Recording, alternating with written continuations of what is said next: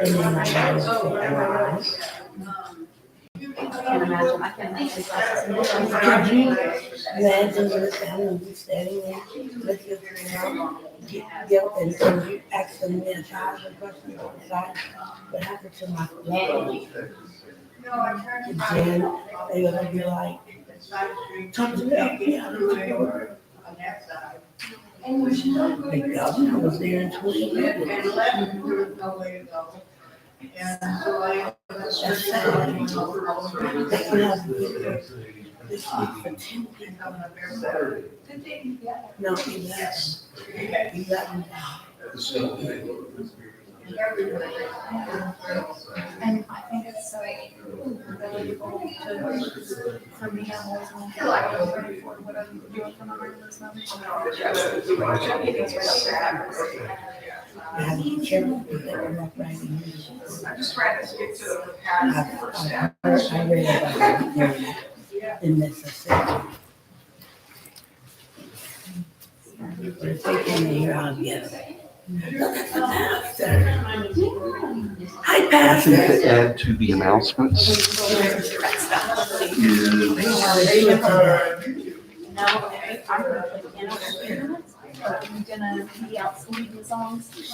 we had a meeting for next Sunday. Yeah, before the meeting on, I love you and I'm glad you're here.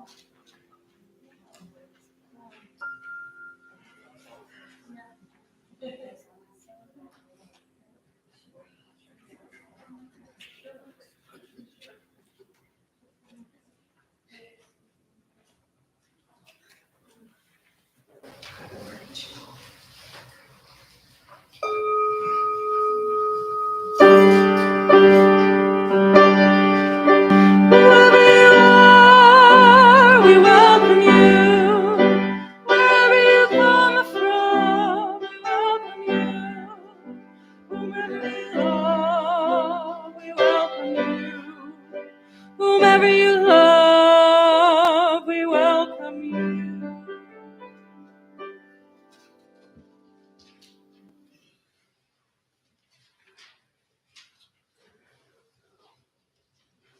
Good morning. Good morning. Welcome to you, old friends and new, young and old. You are an essential part of our celebration today. Whether today is your first or your 1000th Sunday in our midst, we are stronger because of you. We are one people of many beliefs, many origins, sexualities, and genders. We are all growing, all learning, all loved. Just as you are welcome here. And we extend an especially warm welcome to those of you that are visiting today. I would like to bring your attention to the cards in the hymn rack in front of you. There is the little yellow card that you are welcome to fill out. And if you put your email address in and your contact information, we will send you our weekly e-news with all the information about events and happenings and ways for you to be involved here at church. There is this beautiful chalice card that you are welcome to take home with you. It has contact information, ways to connect to the public internet here at church, just a lot of good information. This is an envelope for donations. If you are interested in making a donation or your pledge payment, you can fill out this. And after the service, you can put your donation into the basket out on the welcome table. I would also bring your attention, if you don't have a name tag yet, there are forms to fill out to request a name tag, and we'll make you a beautiful, more permanent name tag that you can wear when you come on Sunday mornings. There are just a few announcements. I would like to remind you that after service is coffee hour, and I hope that you all can attend that to get to know each other. Our annual meeting is next Sunday, May 22nd at 1 p.m. following a noon potluck, which I think is going to maybe take place outside. And there will be, coming up on June 4th, is a celebration of the life of John Christensen. That will be at 3 p.m. on June 4th. And you can look in our Toledo Unitarians media for more details on that. And the other announcement is that prior to our annual meeting, there will be a Zoom meeting on Wednesday, May 18th at 7 p.m. That will be to go over the coming year's budget and answer any questions you may have. And there will also be the same type of meeting, but it will be live on Saturday morning, May 21st at 10 a.m. here at church. So if you can attend either one of those to hear information about the budget, which we'll be voting on at the annual meeting. And now for our opening words, number 596, boundless goodwill. Let us cultivate boundless goodwill. Let none deceive another or despise any being in any state. Let none in anger or ill will wish another harm. Even as a mother watches over her child, so with boundless mind should one cherish all human beings, radiating friendliness over the whole world, above, below, and all around without limit.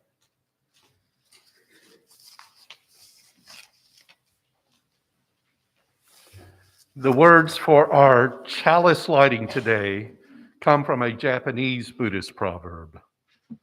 Life is like the flame of a lamp exposed to the wind. And if you would join me in reciting our covenant, it is printed in the order of service. Love is the doctrine of this church. The quest for truth is its sacrament, and service is its prayer. This is our great covenant, to dwell together in peace, to seek the truth in love, and to help one another. And now, please join in our opening hymn, number 300, with heart and mind.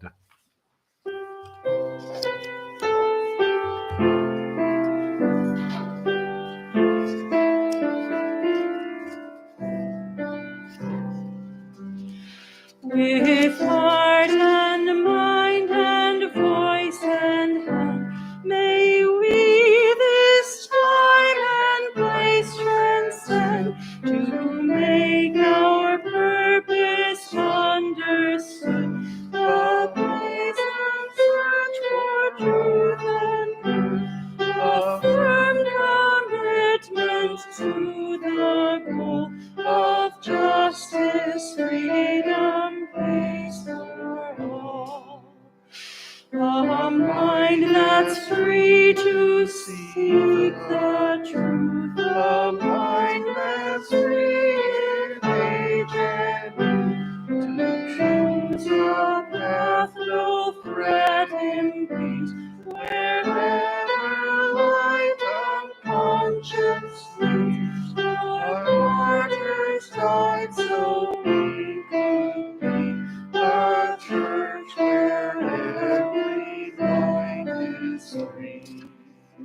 A heart that's kind, a heart whose strength makes love the spirit of our faith, where we can grow in each one's faith, with strength and fight and spirits, where every door is open wide for all who choose to step inside.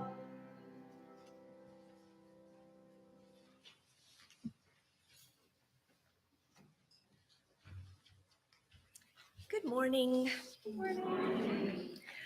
Once there was a poor boy who made a living by selling various objects from door to door.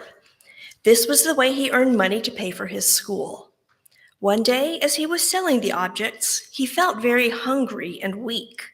He felt that he couldn't walk even one more step. He decided to ask for food at a house. He knocked on the door and was surprised to see a beautiful young girl open it. With much hesitation, he asked the girl for a glass of water.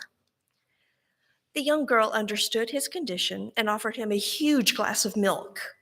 With an astonished look, the boy drank the milk very slowly. "How much do I owe you for this milk?" he asked her. The girl replied, "I do not want any money for this." The boy thanked the girl from the bottom of his heart and left the home. Years passed by. The young girl grew up. In her youth, sadly, she fell ill and was diagnosed with the rarest kind of nervous disorder. Many experienced doctors were baffled at her condition, and she was admitted in the city hospital with the most advanced facilities. Dr. Kevin, a renowned neurospecialist, was called in by the hospital to examine her. Even with his extraordinary expertise, Dr. Kevin found the girl's illness very hard to cure. However, with perseverance and hard work that lasted months, he was finally able to get the disease under control. With careful medication and monitoring, the girl was completely cured in the end. Everyone praised the doctor, but the girl was quite worried about how much the hospital bill would come to. Her family had just a little money kept away in the bank, which was by no means enough to pay for such a long treatment with such a reputed doctor. The girl was finally given the hospital bill. With trembling hands, she opened it. She was stunned to see that the bill had been crossed out and canceled, and there was a note underneath signed by Dr. Kevin. "Bill paid years ago with a glass of milk."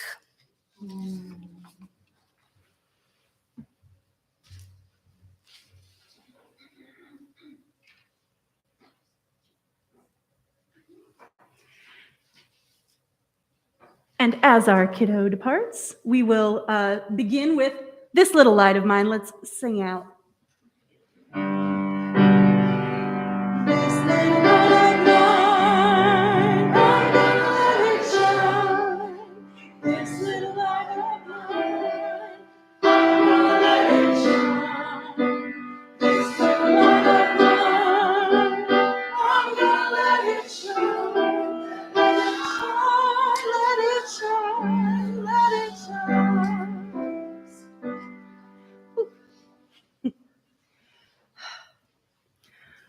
Our centering music today, I invite you to join me, is number 352 in your gray hymnal, "Find a Stillness," number 352.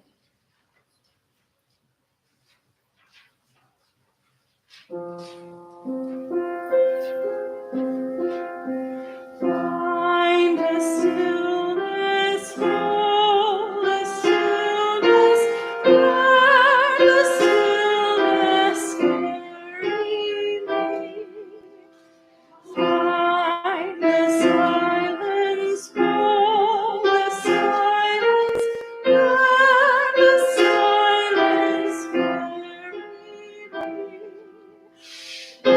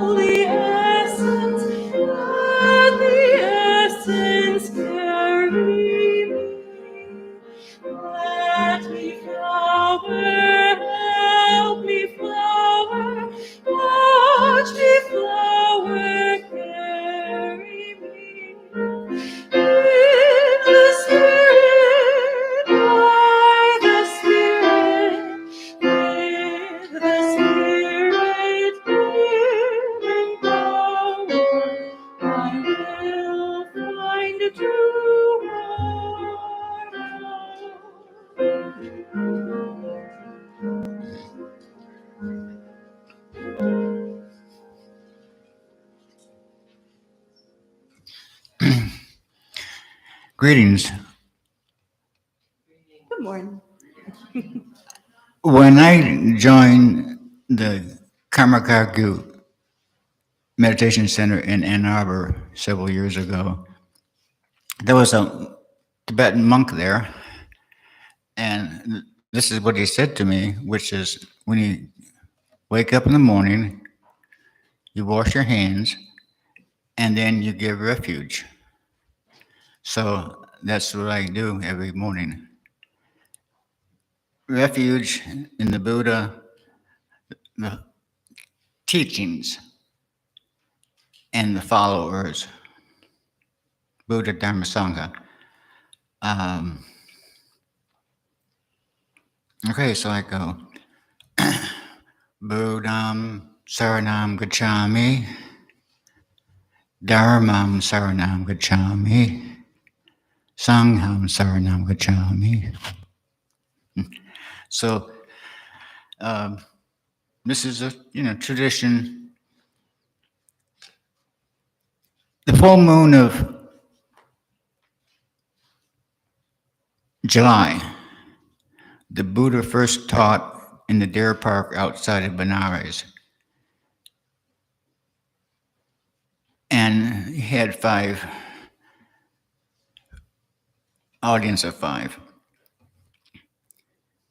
And they affirmed what he said. And so these 5 are special because they did not take refuge in the Sangha, in the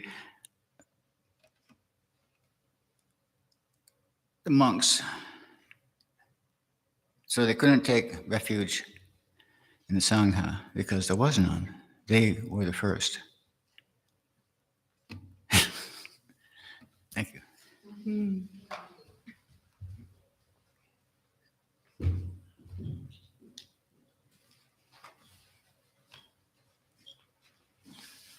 Thank you, John, for some words about Buddhism. Now, please join me in our time of meditation, contemplation, and prayer, especially on our hearts and in our minds today is the latest of many shootings. This one in Buffalo, New York, which not only is it another mass shooting, but it's one apparently tied to racism. And with death, we also are concerned with the many homicides here in Toledo and everywhere. Another item, especially sitting closely with us, is access to women's health, including abortion, and that we need to keep abortion safe and legal, with the anticipation of a decision from the Supreme Court that will be resisted by us and many with us, and figuring out what to do until that decision is made right. Our words of meditation are by Thich Nhat Hanh. Let us be at peace with our bodies and our minds. Let us return to ourselves and become wholly ourselves. Let us be aware of the source of being common to us all and all living things. Evoking the presence of the great compassion, let us fill our hearts with our own compassion toward ourselves and toward all living beings. Let us pray that we ourselves cease to be the cause of suffering to each other. With humility, with awareness of the existence of life and of the sufferings that are going on around us, let us practice the establishment of peace in our hearts and on earth. Amen. And let us observe 1 minute of silence.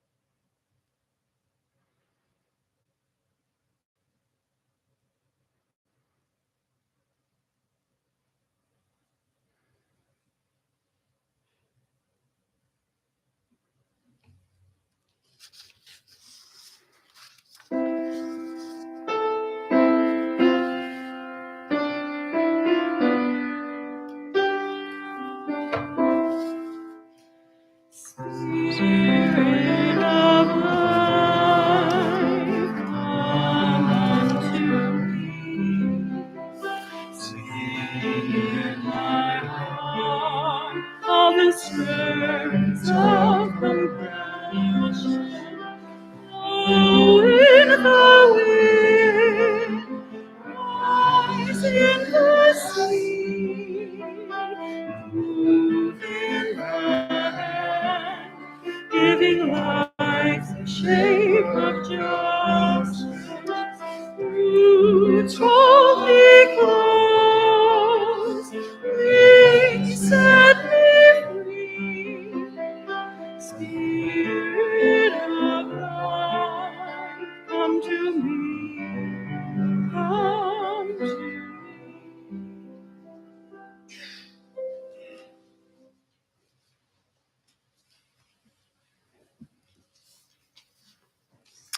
Our reading for today is Sayings of the Buddha. A celestial diva came to Buddha in the shape of a Brahmin, whose countenance was bright and whose garments were white like snow. The diva asked questions which the Blessed One answered. The diva said, "What is the sharpest sword? What is the deadliest poison? What is the fiercest fire? What is the darkest night?" Buddha replied, "A word spoken in wrath is the sharpest sword. Covetousness is the deadliest poison. Passion is the fiercest fire. Ignorance is the darkest night." The diva said, "Who gains the greatest benefit? Who loses the most benefit? Which armor is invulnerable? What is the best weapon?" Buddha replied, "The greatest gainer gives to others, and who loses most is the person who greedily receives without gratitude. Patience is an invulnerable armor. Wisdom is the best weapon." The diva said, "Who is the most dangerous thief? What is the most precious treasure? Who is most successful in taking away by violence not only on earth, but also in heaven? What is the securest treasure trove?" Buddha replied, "Evil thought is the most dangerous thief. Virtue is the most precious treasure. The mind takes possession of everything, not only on earth, but in heaven. Immortality is its securest treasure trove. The diva said, "What is attractive? What is disgusting? What is the most horrible pain? What is the greatest enjoyment?" Buddha replied, "Good is attractive. Evil is disgusting. A bad conscience is the most tormenting pain. Deliverance is the height of bliss." The diva asked, "What causes ruin in the world? What breaks off friendships? What is the most violent fever? Who is the best physician?" Buddha replied, "Ignorance causes the ruin of the world. Envy and selfishness break off friendships. Hatred is the most violent fever, and the Buddha is the best physician." Then the diva asked and said, "Now I have only one doubt to be solved. Pray clear it away. What is it fire can neither burn, nor moisture corrode, nor wind crush down, but is able to reform the whole world?" The Blessed One replied, "Blessing. Neither fire, nor moisture, nor wind can destroy the blessing of a good deed, and blessings reform the whole world."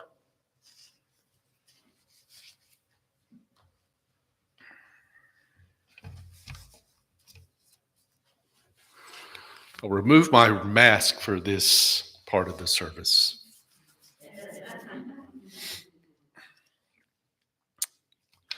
Let's start with the word Vesak.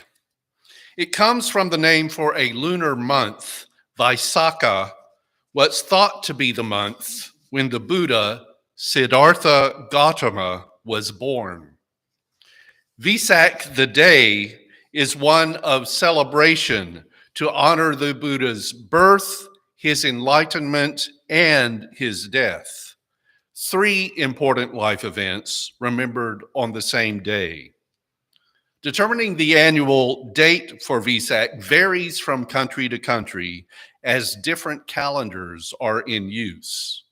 This year, Vesak is celebrated on May 8th in some places, today in others, and tomorrow as well. You might know that the Buddhist temple of Toledo had a Vesak observance on the 8th, a week ago. Here at First Unitarian Church of Toledo, we're noting Vesak today, not specifically because of the date, but because I had promised John Pettigrew that I would give a sermon on the Buddha at about this time. Besides this 3-in-1 birth, enlightenment, and death holiday, there can be separate celebrations too. Bodhi Day for enlightenment on December 8th, a birth celebration May 8th, and Parinirvana Day for the Buddha's death on February 8th or 15th. Today we get them all. And in today's talk, I'm going to skip over most of why Buddhism is a world religion, the teachings of the Buddha, and for Vesak, focus on Siddhartha Gautama's birth, enlightenment, and death. We know that who we now call the Buddha was an actual person. There are life details, if not actual records. There are written accounts of his enlightenment and teachings, and there were relics from his cremation. But who are we today to know which are authentic? We also know, in the way humans like to tell stories and to glorify and exalt, that not everything we have and know about the Buddha is factual. We embellish, mythologize, and try to perfect so the person fits the ideal, don't we? People certainly have done that with Siddhartha Gautama. What I'll be telling is a mix of real life and religious lore, you might say. I've removed some embellishment, but left some too. Such is the way with stories of the sacred. There's a lot to make Buddha stories grand. For today's talk, I turn to 4 books as well as the internet. The books below here are Outline of Buddhism by William Stoddart, a 1988 book from the Foundation for Traditional Studies. A Buddhist Bible, which is not an actual Bible of Buddhism, but a selection of Buddhist writing from several sources, edited by Dwight Goddard, the 1970 edition published by the Unitarian Universalist Association's Beacon Press, and the part I quote comes from a 1912 book, The Essence of Buddhism by P. Lakshmi Narasu. Myths of the Hindus and Buddhists, a 1967 Dover Publications reprint of a 1913 book with the part I worked with, written by Ananda K. Kumaraswamy, and Buddha for Beginners, a 1996 documentary comic book written and illustrated by Stephen T. Asma, published by Writers and Readers. And no, I didn't consult Pali texts or Sanskrit writings. A Buddhist Bible says this about fact and fable. Should the events in the life of Gautama Sakyamuni turn out to be unhistorical, that would not in the least detract from the merit of his teachings. As the Blessed One himself has said, the teaching carries with it its own demonstration. It also states, how much of it is real history is rather difficult to say. But as to the historicity of Gautama Shakyamuni himself, there can be no doubt. And for the names, the Outline of Buddhism states, on receiving enlightenment, Bodhi, which amounted to the providential revelation of Buddhism, Siddhartha Gautama himself became the Buddha, the enlightened one. He also enjoys other titles, such as Sakyamuni, sage of the Sakya tribe. There are other terms too, but we're using Siddhartha Gautama, Shakyamuni, and Buddha.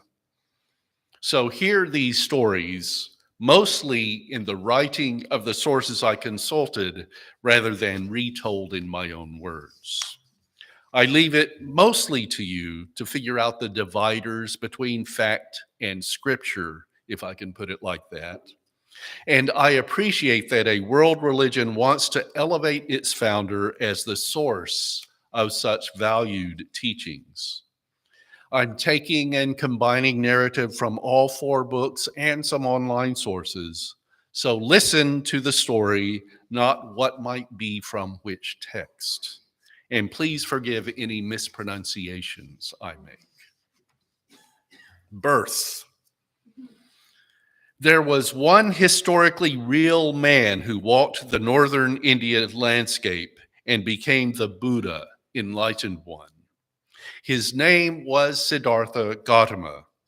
Siddhartha was born in the Ganges Valley, 30 or 40 miles south of the Himalayas, in the Lumbini Grove near Kapilavastu, now known as Padera, in what is now Nepal, near Gorakhpur in the north, and Varanasi or Banaras in India, which is about 100 miles southwest.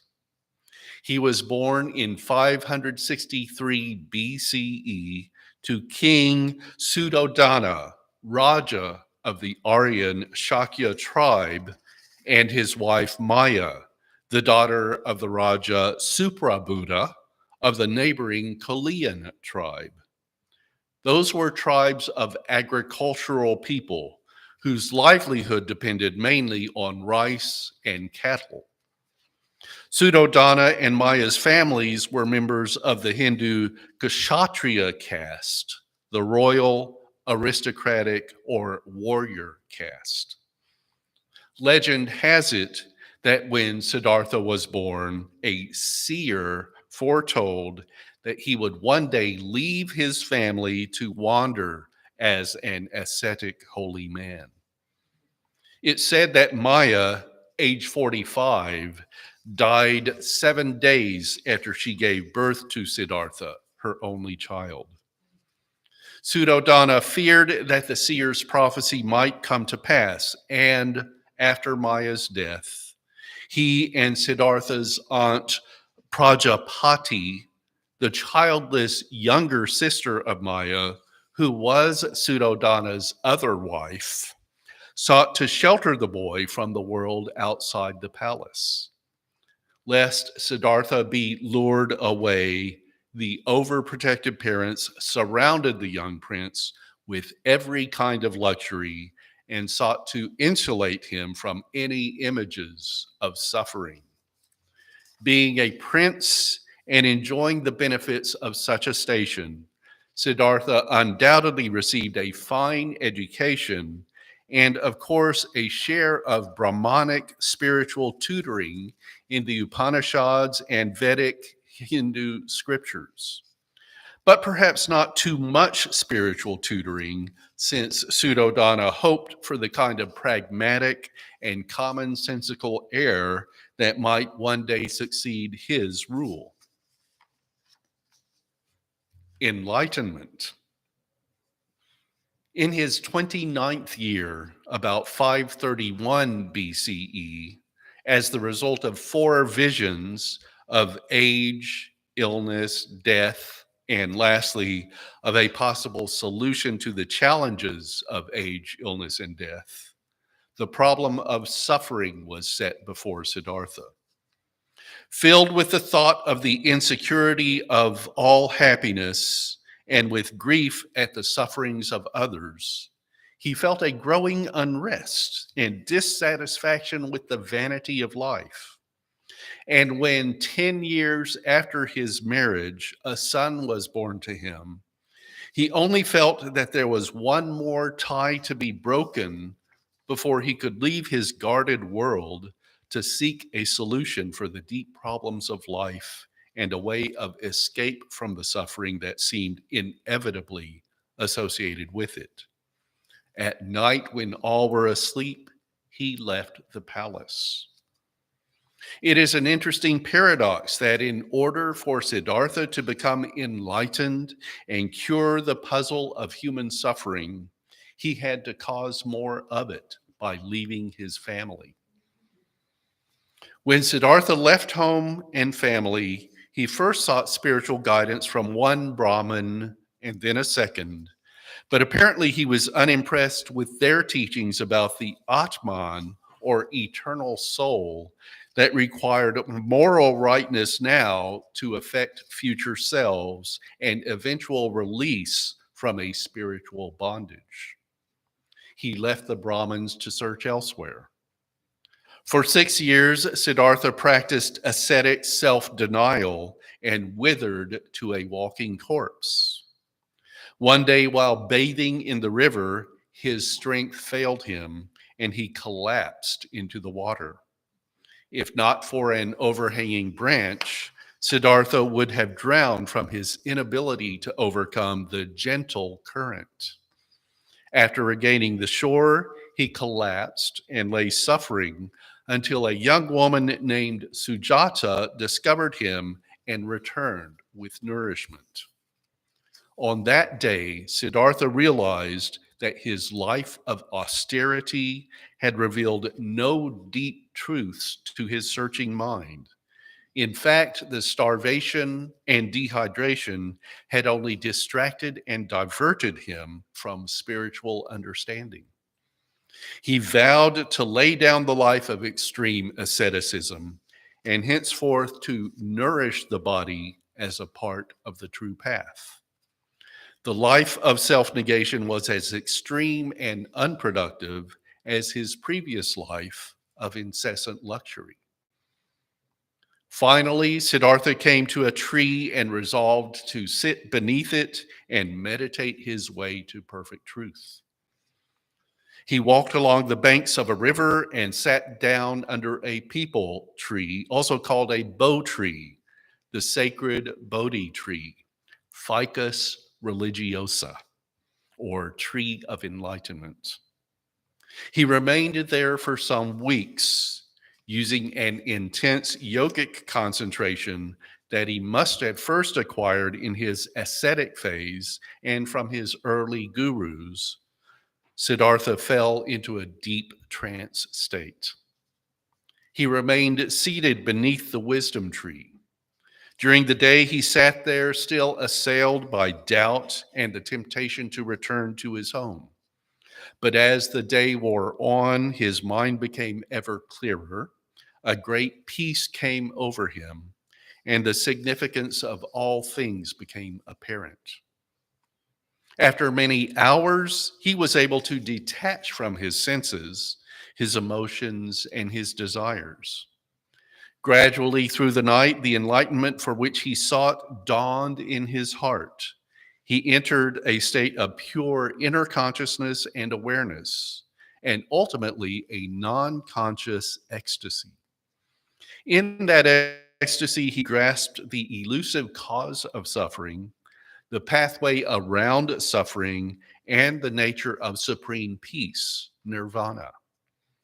At dawn of day, there came perfect knowledge, Bodhi, and he became the enlightened one, the Buddha. Then Buddha remained under the tree, it said, for 49 days.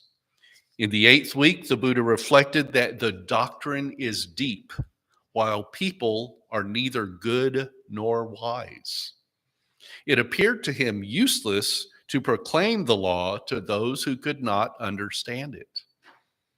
A story says that the god Brahma himself descended from heaven, declared to him that the world left to itself was lost, and bade him preach to those who wished to be saved. The Buddha proceeded to Benares. He established himself in Isipatana, the deer park at Sarnath near Benares, and though at first his doctrine was not well received, it was not long before it was accepted by his old disciples and many others throughout the area of Varanasi. He taught them the Dharma, the law, the path or system of correct living that would free them from suffering, dukkha. He argued that enlightenment was available to everyone. Neither a priest class nor a transcendent God bestowed truth upon the searcher. Attaining nirvana is ultimately within the power of all human beings. Human beings save themselves through the highly disciplined path that Siddhartha first discovered. Subsequently, it is not the Buddha himself that is of paramount importance. Rather, it is the path itself. It's said that the Buddha also made a return visit to Kapilavastu, where he converted his father, wife, son, and the aunt who was mother to him. Death. About 483 BC, at the age of 80, the Buddha died at Kushanagara, the present-day Kashya, near Gorakhpur in Uttar Pradesh. His last words were, "Decay inheres in all created things. With clear mind, seek wisdom and work out your salvation." For 45 years after his enlightenment, he traveled the Ganges Valley, teaching people that freedom from suffering was within their grasp. As he was dying, His closest friend Ananda expressed worries about how the community could continue his philosophy after the passing of the great teacher. The Buddha responded by claiming that he had already taught them everything he knew. He had not held back any secrets. Therefore, he explained, the devotees would do fine without him.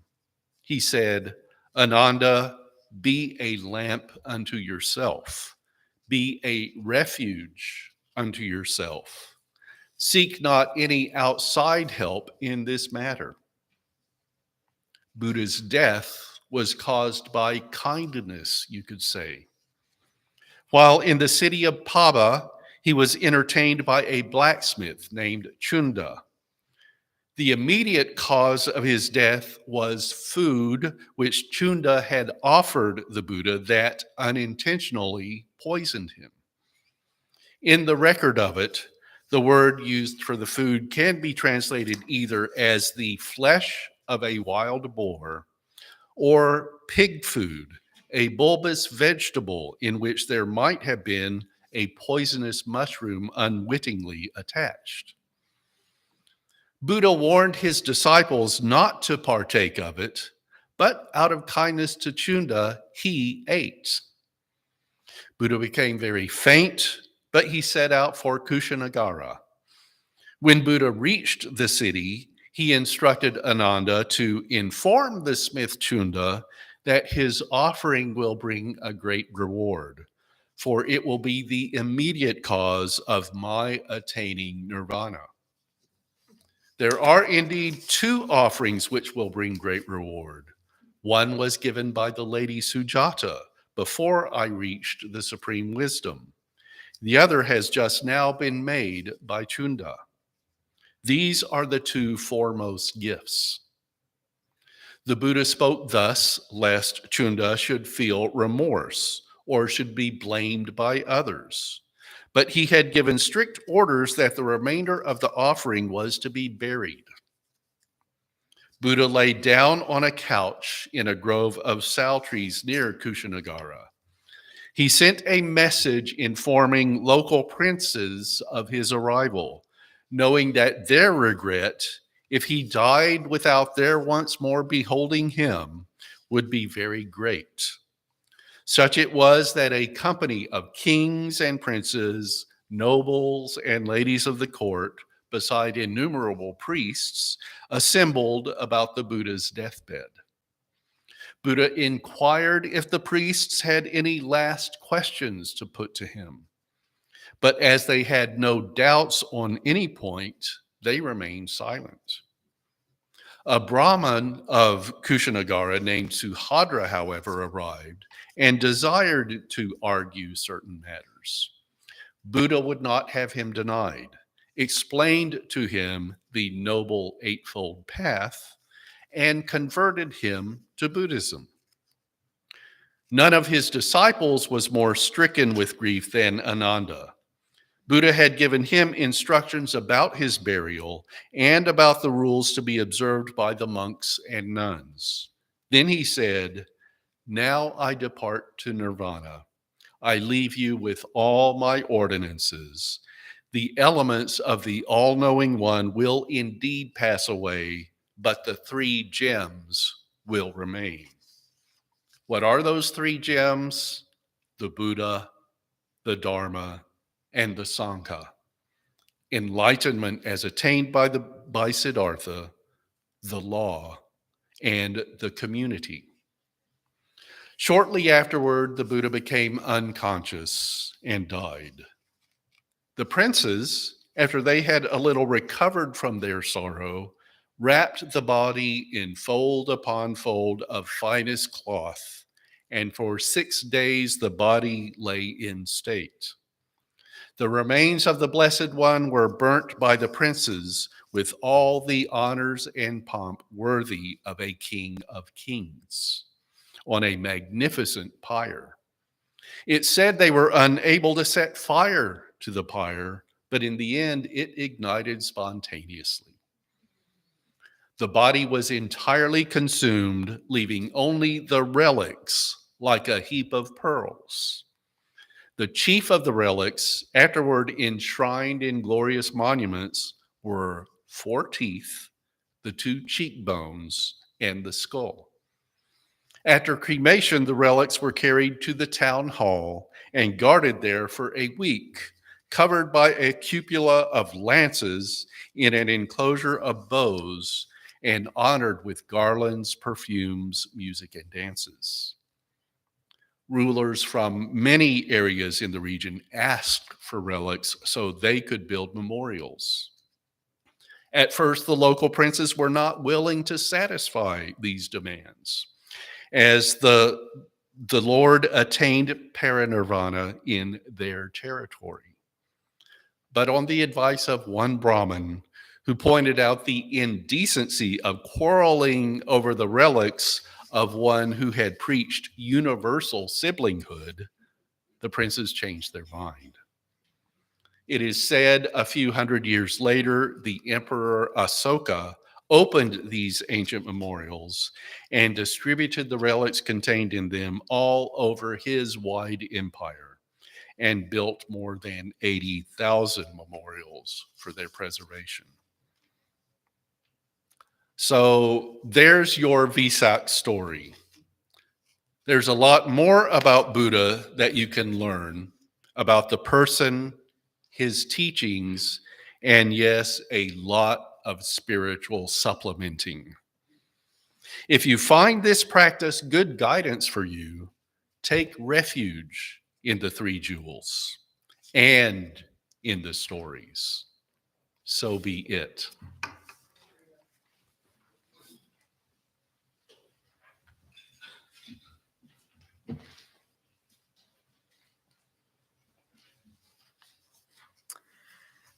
These are the words for our offering today by Victoria Weinstein.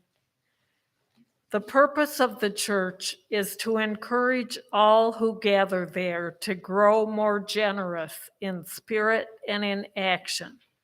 This is the great end of all the world's faith traditions, to bring the human being closer to the divine by acts of creation and compassion.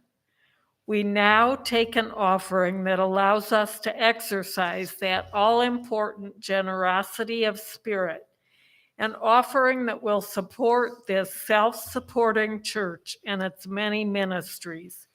The gifts of the congregation will be most gratefully received.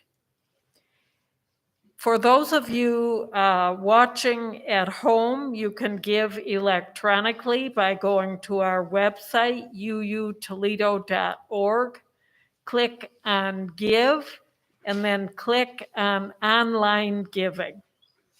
You are also welcome to mail a check to the First Unitarian Church at 3205 Glendale Avenue, Toledo, Ohio, 43614.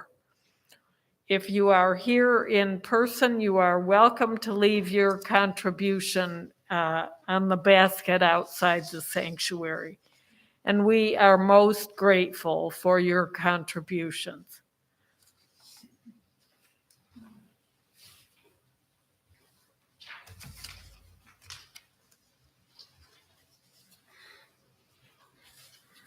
And now to let you know what's coming soon and what is not coming soon. What is not coming is our Spiritual Adventures Forum next week. Normally we have it Sundays at 9:45 a.m., but there will be no Spiritual Adventures Forum next week. The 11 a.m. service will be on gratitude. And then after the service, there will be a potluck at noon. And please see the order of service for sign up. I think we have an online sign up to help us figure out which food to bring. And then at 1 o'clock next week is our congregation's annual meeting, in which there will be opportunities for members to vote on some things, especially the budget, and I think a bylaws revision as well.